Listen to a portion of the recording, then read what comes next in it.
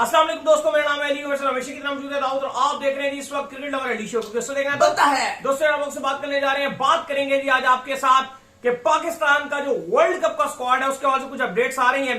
कुछ नाम जो है फाइनलाइज कर लिए गए, इवन आईसीसी को भी भिजवा दिए गए हैं और कुछ नामों की जो वो छुट्टी होने जा रही है। वो कौन से ऐसे नाम हैं जो मजीद अभी स्क्वाड के अंदर जगह बरकरार रख सकेंगे और वो कौन से ऐसे नाम हैं जिनकी जो आप कह लें कि वर्ल्ड कप स्क्वाड से छुट्टी हो सकती है।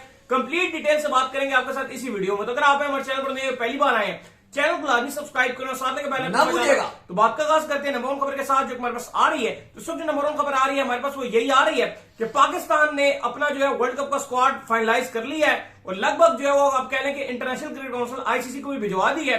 क्या पाकिस्तान का वर्ल्ड कप का स्क्वाड होने जा रहा है ये भी आपको बताते हैं, लेकिन उससे पहले आपको बता दें कि पाकिस्तान की टीम जो है वो डुबलिन से रवाना हो गई थी और इंग्लैंड जो पहुंच चुकी है, जहां पर पाकिस्तान और इंग्लैंड के दरमियान 4 T20 इंटरनेशनल की जो है सीरीज खेली जानी है।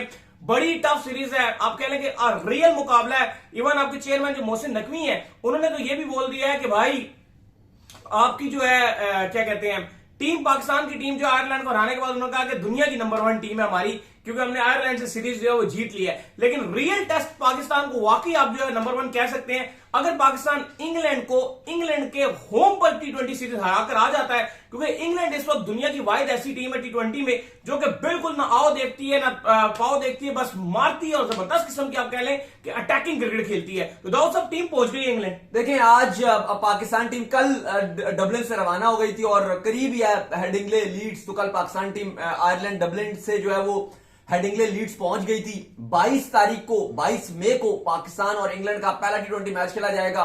ऑलरेडी पीसीबी ने और जो पाकिस्तान टीम है वहां से अपडेट आ गई थी कि पाकिस्तान टीम का आज मुकम्मल आराम का दिन है, रेस्ट का दिन है, कोई प्रैक्टिस नहीं है, तमाम प्लेयर्स आराम करेंगे।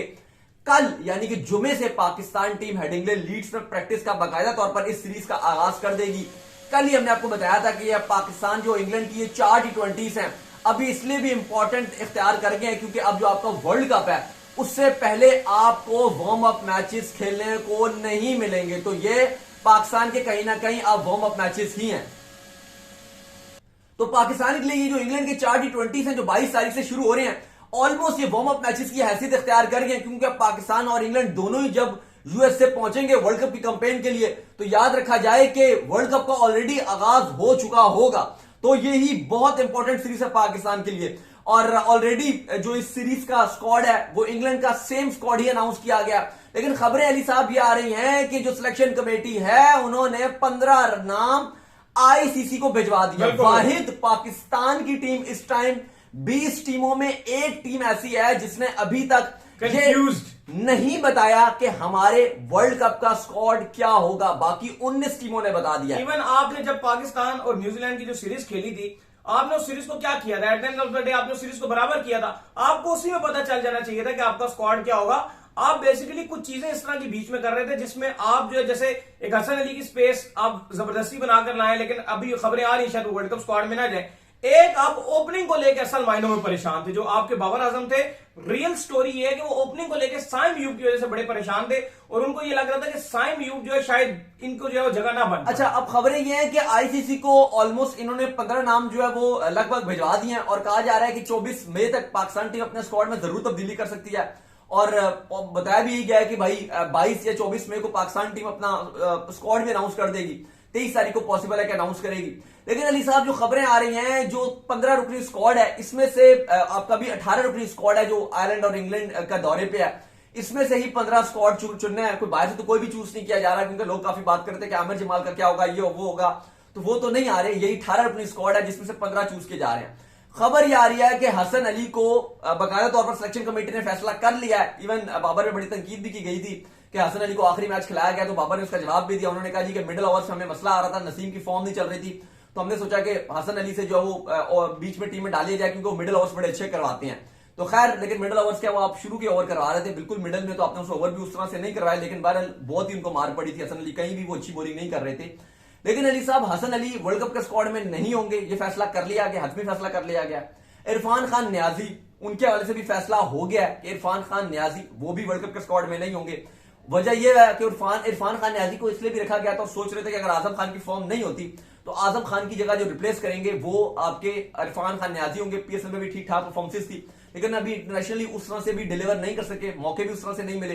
पीएसएल में भी कुछ कैमे उन्होंने अच्छे खेले थे, लेकिन बार इरफान खान नियाजी को भी रिजर्व में डाला जा रहा है। हसन अली को भी कहा गया जी कि रिजर्व का जो स्क्वाड है 15-18 रुकनी, जो 15 तो अलग होगा, जो 3 रिजर्व है उनमें हसन अली का भी नाम आ रहा है।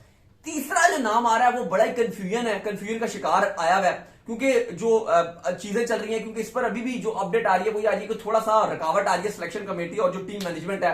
टीम मैनेजमेंट में आपके बाबर वगैरह आते हैं, तो थोड़ा सा कहा जा रहा है कि इसमें कंफ्लिक्ट आ रहा है। सिलेक्शन कमेटी चाहती है कि साइम अयूब को ही 15 अपनी स्क्वाड के साथ रखा जाए, बहरहाल बाबर ये चाहते हैं कि उनको जो है वो आप रिजर्व है उसके अंदर डाल दिया जाए, क्योंकि यहां पर एक और भी चीज बात अली साइम की नहीं है। अब एक और मसला जो स्क्वाड में आ रहा है वो ये आ रहा है, मैं बड़ा इस पर हैरान भी हूं कि आप 15 रुकनी स्क्वाड में 5 फास्ट बॉलर लेके जा रहे हो। नहीं भजन, आप एक अब फास्ट बॉलर गिरना, फिर आप उस पर बात भी कर लेना। 5 फास्ट बॉलर कौन से हैं?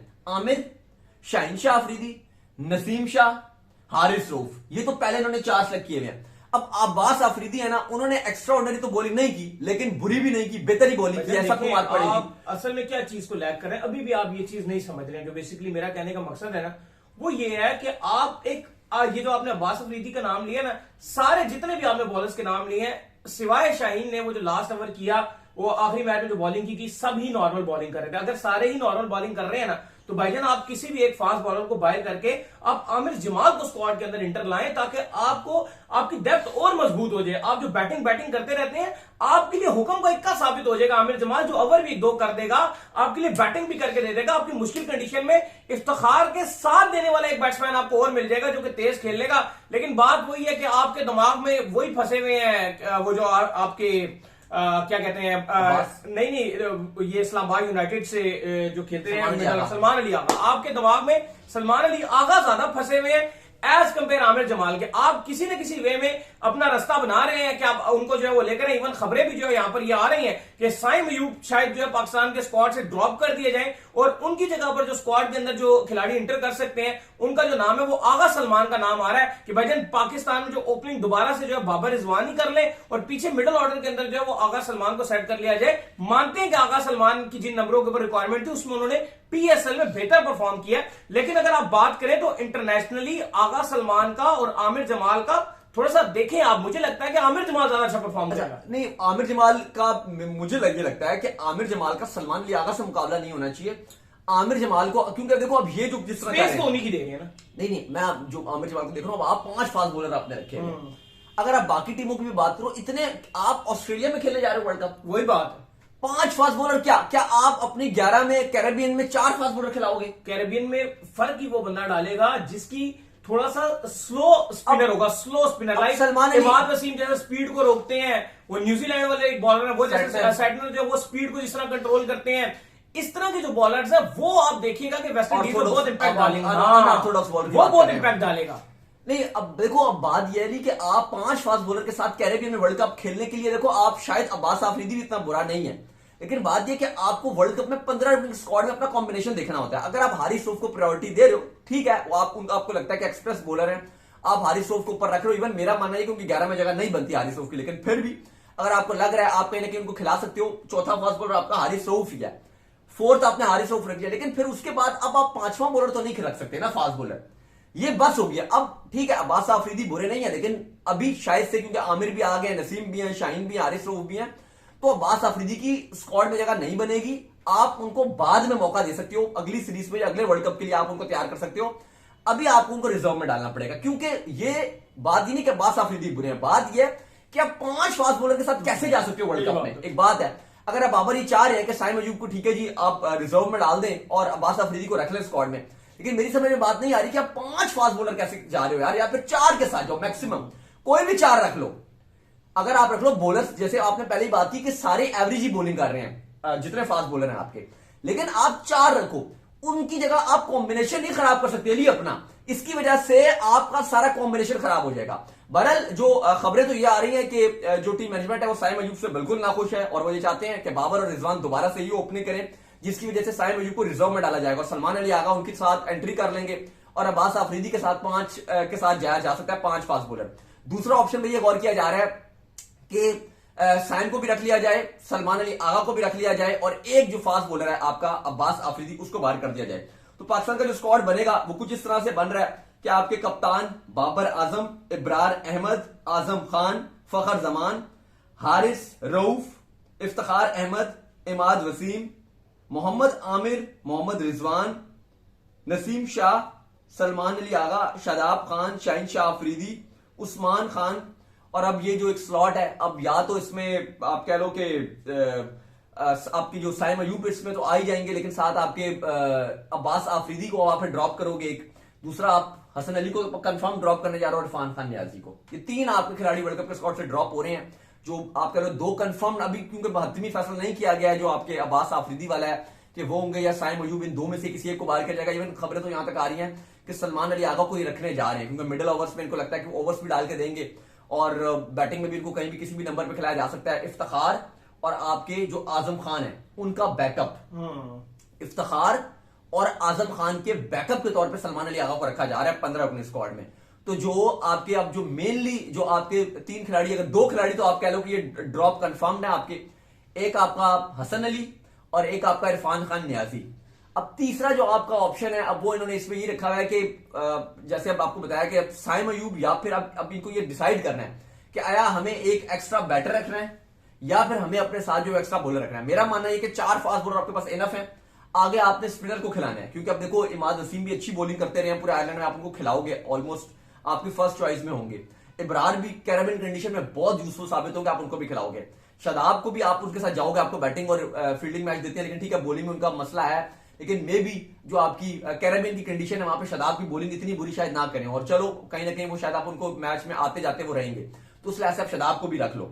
तो 3 आपके पास स्पिनर हैं और इफ्तिखार आपके पास पार्ट टाइमर हैं, तो आप 3 ही फास्ट बॉलर के साथ जा सकते हैं। मुझे समझ नहीं आती कि मुझे लगता है कि इफ्तिखार का भी जो रोल है वो वेस्ट इंडीज में बड़ा अहम रोल है, वेस्ट इंडीज में उनसे बॉलिंग करवानी चाहिए। अभी से क्यों उनसे बीच में एक अदा ओवर नहीं करवाते बाबर आजम, ये मेरा बड़ा मसला है। यकीन कीजिए बाबर आजम को कुछ ना कुछ बीच में उनसे ट्राई करना चाहिए। जब बाबर आजम देख रहे हैं कि इमाद वसीम लेफ्ट हैंड से आके सेम ही बॉल कर रहे हैं लेकिन बेहतर बॉल कर रहे हैं, इफ्तिखार राइट से आगे बेहतर बॉल कर सकते हैं। नहीं, ओवर तो करवाने चाहिए। अच्छा, साइम अयूब के वाले से क्या बात करेंगे, क्योंकि जैसे नाम भी आ रहा है कि साइम अयूब टीम से ड्रॉप हो जाएंगे। ठीक है, परफॉर्मेंस उनकी अच्छी नहीं है, क्रिटिसाइज भी किया जा रहा है, लेकिन एक अग्रेसिव ओपनर है, परफॉर्मेंस नहीं लगी हुई। एक आयरलैंड में खाली उनकी नॉक अच्छी थी, बाकी वो रन उनसे बने नहीं। पाकिस्तान न्यूजीलैंड की सीरीज में भी वो फ्लॉप भी रहे हैं, 1-2 मैच में हल्के फुल्के कैमियो देखने को मिले, लेकिन बाय द वे ओवरऑल वो फेलियर ही नजर आया है।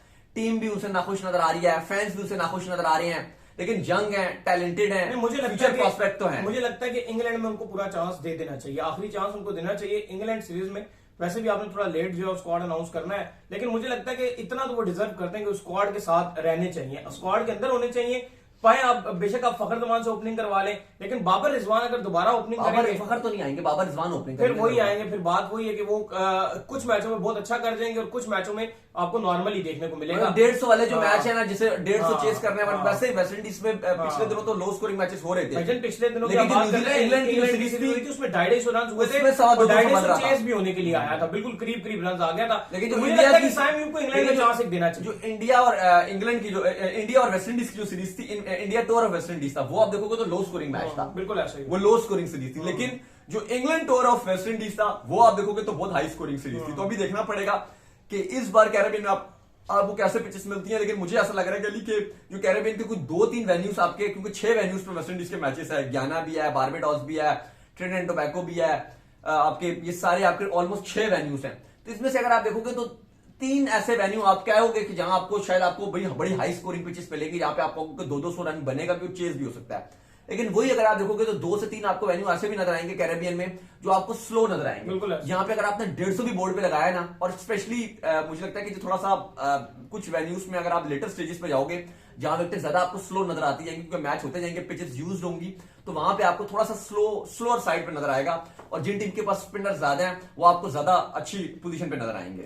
चलिए जी, उम्मीद करते हैं आज हमारा शो आपको आएगा पसंद आया। वीडियो को लाइक कीजिए, हमारे चैनल को सब्सक्राइब कीजिए, साथ ही बेल आइकन को बजाइए, और एक और काम कर लीजिए, वो ये कर लीजिए कि आप जो है इंस्टाग्राम के ऊपर जाइए, इनको फॉलो कीजिए, क्योंकि हम आए हैं कराची, कुछ आप कह लें कि काम था, 2 दिन में हमने अल्हम्दुलिल्लाह बड़ा यहाँ घूमा फिरा भी, लेकिन बहुत थकावट भी हुई है। और काफी लोग हमें जो मैसेजेस भी कर रहे थे कि जी मिलना है, ये कर रहे हैं, लेकिन जाहिर है काफी लोगों से आप लोगों ने बहुत प्यार दिया, कराची में मिले, बहुत आप लोगों ने प्यार दिया, बहुत आप लोगों का शुक्रिया। लेकिन ज्यादा आप कह लो कि 80% लोगों से मिल नहीं भी सके, क्योंकि हम यहाँ काम से आए थे, बहुत जरूरी हमारा काम था, तो वो उस लिहाज से हमारे लिए आसानी नहीं थी कि हम घूमने फिरने सिर्फ आए होते, तो हम फिर आपको पता है कि एक अलग सिलसिले में होते लेकिन हम क्योंकि काम के सिलसिले में आए हुए थे तो टाइम का बड़ा इशू था। तो बहरहाल आज हम वापस जो फिर रवाना हो रहे हैं। आप लोगों से बहुत शुक्रिया, आप सब लोगों ने, कराची के जितने लोग हैं सब ने हमें प्यार किया। सीवीओ में बड़ा मजा आया वहां पर। सीवीयू में तो यकीन कीजिए 2 दिन से जा रहे बहुत हैं। ज्यादा मेरा स्ट्रेस रिलीज हुआ। मैं रात को 12 बजे भी जो है ना सीवीयू में समंदर के अंदर जाकर पूरी आप कह लेंगे खड़ा होकर जो लहरें आती हैं वो आपसे ऐसा लगता है कि बातें कर रही हैं लहरें, आके पांव से टकराती थी। मैं कहता हूँ जिम जिम मजा आ जाए। और रात का तो मजा ही अलग है। सही चले बात है। इंस्टाग्राम में मुझे फॉलो कर लीजिए, वहां पे मैं मौजूद हूँ दाऊद क्रिकेट के नाम से। अगर आपका कोई सवाल हो तो भेजिएगा और उनको भी फॉलो कीजिए। मैं क्रिकेट लवर अली ऑफिशियल के नाम से लिंक डिस्क्रिप्शन में मौजूद है, जाइए फॉलो कीजिए। अल्लाह हाफिज, बाय बाय, ख्याल रखिए।